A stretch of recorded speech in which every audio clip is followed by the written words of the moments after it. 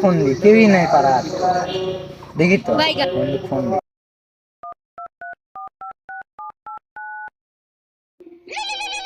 उठाइए ना उठाइए ना। হ্যালো হ্যালো বন্ধু। বন্ধু, এত সকালে ফোন দিল কে? আমি ঘুম পাইছি। ঘুম পাচ্ছু? সবাই তুই ঘুমোচ্ছিস? खत्म। Bye bye. अभी मजा आएगा ना भिड़ो।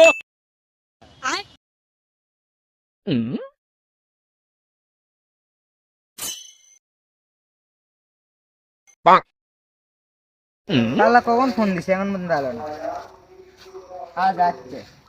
কিরে বন্ধু, এত সকালে ঘুমাতে ডাকলো কে? আমি ঘুমাতে উঠে পাচ্ছি না। ঘটনা হচ্ছে তুই তো আমাকে জীবনে দাওয়াত দিবই না, তুই হলে শিখকে সদা। আর তো মনে কর যে তোর দাওয়াত মনে কর পাওয়ার আমার আশাও নাই। তো ঘটনা হচ্ছে আমি তোকে দাওয়াত দেন, তুই আসিস আমার বাড়ির, তোর জন্য ঈদের দাওয়াত থাকলো আর করবাই নেই দাওয়াত। আচ্ছা বন্ধু, তুই কি সত্যি সত্যি করছো না স্বপ্ন দেখাচ্ছ? কথা হচ্ছে এই কুরবানি ঈদত একটা গরু কুরবানি দিতে পারতে, কিন্তু আমার বাড়ির তো কেউই নাই, আমার মা আর আমি ছাড়া কেউ নাই। তাই না তুই এনে আসে আমার গরুটা এনে ছিলে দেবে আস। খালি গরু ছেলার জন্যই ডাকলো, গোস্ত খিলাবো না? পাগলা তুই বুঝিচ্ছ না, ওই গোষ্ঠ আমাকে দুই মা বেটার 3 বছর চালানো লাগে। ওর মধ্যে যদি তোকে এখানে এনে দিই তাহলে তো আমাকে সমস্যা হয়ে যাবে। भाई मारो मुझे मारो। থাকলে বন্ধু রাখবো না। যা আসিস কিন্তু।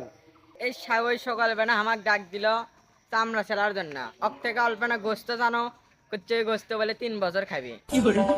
তো না এর মধ্যে শিবি দেখ, আমি দিন গাছ নঙ্কে যাই শুতমু।